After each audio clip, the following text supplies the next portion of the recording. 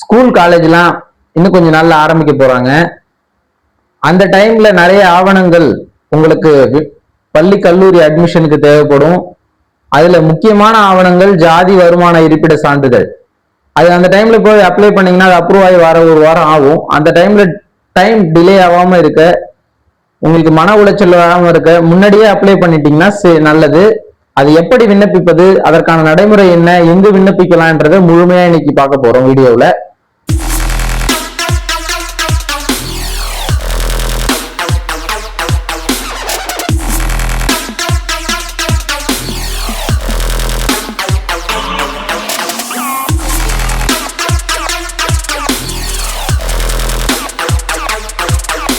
அனைவருக்கும் வணக்கம். நான் உங்கள் JKS Sundaravel, JKS computer centre நிறுவனர். நாம் நமது வில்லேஜ் டெக் சேனல் வாயிலாக கல்வி, வேலை வாய்ப்பு மற்றும் அரசு அறிவிப்புகளை மக்களுக்கு பயனுள்ள வகையில் வீடியோவாக தொடர்ந்து பார்த்து வருகிறோம். அந்த வகையில் இன்று ஜாதி வருமான இருப்பிட சான்றிதழ்கள் எப்படி விண்ணப்பிப்பது என்பதை பற்றி முழுமையான வீடியோவா இன்னைக்கு பார்க்க போறோம். ஸ்கூல், காலேஜஸ் எல்லாமே இன்னும் இப்ப மே மாசம் ஸ்டார்ட் ஆயிடுச்சு. அடுத்து ஜூன் மாசம், மே மாசம் லாஸ்ட்ல இருந்து அட்மிஷன்லாம் ஸ்டார்ட் பண்ணிடுவாங்க. அவங்க பிரதானமா கேட்கிற ஆவணம் என்னன்னா ஜாதி வருமான இருப்பிட சான்றிதழ் தான். அது நீங்க அவங்க கேட்ட உடனே போய் அப்ளை பண்ணீங்கன்னா அது வர ஒரு வாரம் ஆகும். இதனால் உங்களுக்கு அட்மிஷன்ல டிலே ஆகும். அந்த பிரச்சனைகள்லாம் தவிர்ப்பதற்கு பிஃபோரா முன்னாடியே அப்ளை பண்ணி வச்சுக்கிட்டீங்கன்னா உங்களுக்கு ரொம்ப சேஃபா இருக்கும். எந்த பிரச்சனையும் இல்லாம நம்ம அட்மிஷன் ப்ராசஸ கண்டினியூ பண்ணலாம். ஓகேங்களா? அந்த ஜாதி வருமான சான்றிதழ்கள் பற்றி தான் இன்னைக்கு முழுமையா பார்க்க போறோம். ஜாதி வருமான இருப்பிட சான்றிதழ் என்ன அப்படின்னா, நம்ம எல்லாருக்குமே தெரியும். பொதுவாகவே ஜாதி சர்டிபிகேட் அப்படின்னா நம்ம எந்த ஜாதி என்பதை அரசாங்கம் நமக்கு ஒரு அதிகாரப்பூர்வ ஆவணமா கொடுக்கறது தான் ஜாதி சான்றிதழ். அதுபோல் நம்ம எவ்வளவு சம்பாதிக்கிறோம், நம்ம குடும்ப வருமானம் என்ன என்பதை ஆவணங்களாக வருவாய்த்துறை மூலம் கொடுக்கிறது தான் வருமான சான்றிதழ். நம்ம எந்த இடத்துல இருக்கோம் அப்படின்றத நிரூபிப்பதற்கான சான்றிதழ் தான் இருப்பிட சான்றிதழ்.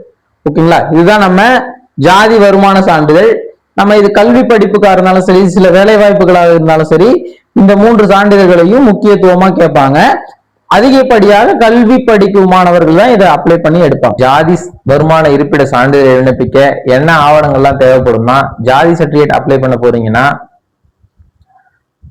Aadhaar card original, ration card original, photo, ஜாதிக்கான ஆதாரம், செல்ஃப் டிக்ளரேஷன் ஃபார்ம். ஜாதிக்கான ஆதாரம் அப்படின்னா அவங்க அப்பாவோட ஜாதி சர்டிபிகேட், இல்ல அவங்க அப்பாவோட டிசி, அதாவது ஜாதி மென்ஷன் பண்ணிருக்கணும், இல்ல கூட பிறந்தவங்களோட டிசி, இல்ல ஜாதி சர்டிபிகேட், ஜாதி அதுல மென்ஷன் ஆயிருக்க போல ஒரு ப்ரூஃப் வச்சுக்கணும். ஓகேங்களா? இதெல்லாம் ஜாதி சான்றிதழ் விண்ணப்பிக்க தேவையான ஆவணங்கள்.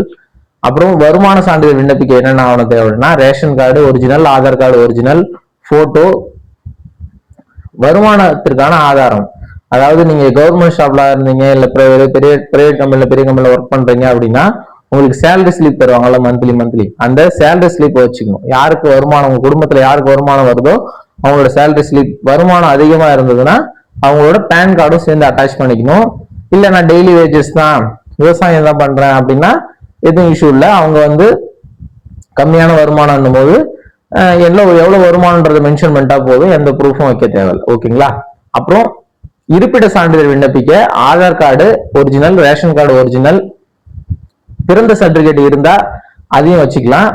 Photo, self declaration form. Self declaration form அப்படின்றது நீங்க சர்டிபிகேட் அப்ளை பண்ணதுக்கு அப்புறம் டவுன்லோட் பண்ண லிங்க் டவுன்லோட் பண்ணி அதுல கையெழுத்து போட்டு கொடுத்துக்கலாம். இ-சேவை மையத்தில் அப்ளை பண்ணீங்கன்னா அவங்களே உங்களுக்கு பேப்பர் கொடுப்பாங்க, அதுல ஜெராக்ஸ் போட்டு கொடுத்துட்டீங்கன்னா இந்த ஆவணங்கள் எல்லாம் இருந்தால் இந்த ஜாதி வருமான இருப்பிட சான்றிதழ்களை எளிமையாக விண்ணப்பித்துக் கொள்ளலாம்.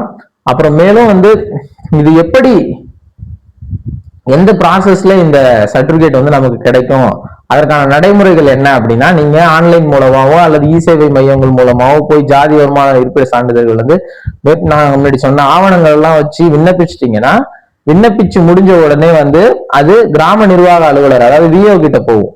அவர் நீங்க வச்சிருக்க ஆவணங்கள் எல்லாம் சரிபார்த்து ஆவணங்கள் எல்லாம் சரியா இருக்குன்னு சொல்லி அப்ரூவ் பண்ணி நெக்ஸ்ட் ஸ்டெப் எடுத்தினார்னா ஆர்ஐ, வருவாய் ஆய்வாளர் அவர்களுக்கு போகும். அவங்களும் அந்த போட்டுக்க டாக்குமெண்ட் எல்லாம் ரைட் அப்படின்னு சொல்லி அக்செப்ட் பண்ணாங்கன்னா ஜோனல் டெபுட்டி தாசில்தாருக்கு போகும்.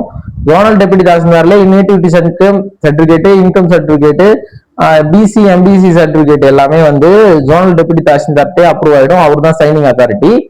சப்போஸ் நீங்க எஸ்சி கம்யூனிட்டியா இருந்தா தாசில்தார் போகும், எஸ்டி கம்யூனிட்டியா இருந்தா சப் கலெக்டர் வரைக்கும் போகும்.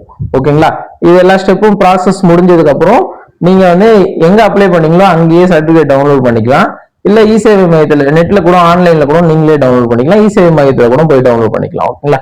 எப்படி விண்ணப்பிப்பதுன்னா இ-சேவை மையங்கள் உங்களுக்கு அருகாமையில் இருக்க இ-சேவை மையங்கள்ல நம்ம சொன்ன ஆவணங்கள் எல்லாத்தையும் ஒரிஜினல் எடுத்துக்கிட்டு போய் நீங்க நேரடியா போயிட்டு அப்ளை பண்ணிக்கலாம். ஃபர்ஸ்ட் இல்ல நான் வந்து ஆன்லைன்ல அப்ளை பண்ண போறேன் அப்படின்னா இ-சேவை இணையதளத்துல வந்து சிட்டிசன் போர்ட்டல்ல போயிட்டு ப்ராப்பரா அதுல இருக்கிற போல எல்லா ஒன் டைம் ரெஜிஸ்ட்ரேஷன் எல்லாம் முடிச்சுட்டு கேன் நம்பர் ரெஜிஸ்டர் பண்ணி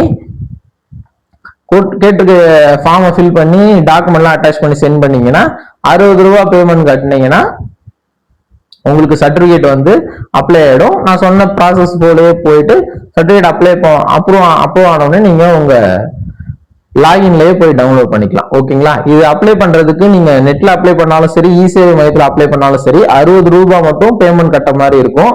இதுதான் வந்து இந்த சர்டிபிகேட் விண்ணப்பிக்கிறதுக்கான வழிமுறைகள். இதில் ஏதேனும் சந்தேகம் இருந்தா நீங்க எங்களை தொடர்பு கொண்டு கேட்கலாம். உங்க அருகாமையில் உள்ள இ-சேவை மையங்களுக்கு போனீங்கன்னா ப்ராப்பரா உங்களுக்கு அப்ளை பண்ணி கொடுத்துருவாங்க. இது அங்கீகரிக்கப்பட்ட அரசு இ-சேவை மையங்களுக்கு மட்டும்தான் விண்ணப்பிக்க முடியும். அது இல்லைன்னா கூட்டுறவு சொசைட்டி நடக்கும் இ-சேவை மையங்களை விண்ணப்பிக்க முடியும். இல்ல நீங்க ஆன்லைன்ல வீட்லயே நீங்களே லேப்டாப்லயோ கம்ப்யூட்டர்லயோ ஒரிஜினல் ஆவணங்களை வச்சு விண்ணப்பிச்சுக்கலாம். ஓகேங்களா? இது தொடர்பான மேலும் சந்தேகங்களுக்கு எங்க ஜேகேஎஸ் கம்ப்யூட்டர் சென்டர் தொடர்பு கொள்ளலாம். அருகில் உள்ள இ-சேவை மையங்கள் பற்றிய தகவல்களையும் எங்க கம்ப்யூட்டர் சென்டர்ல நீங்க தகவலா பெற்றுக்கொள்ளலாம். நன்றி, வணக்கம்.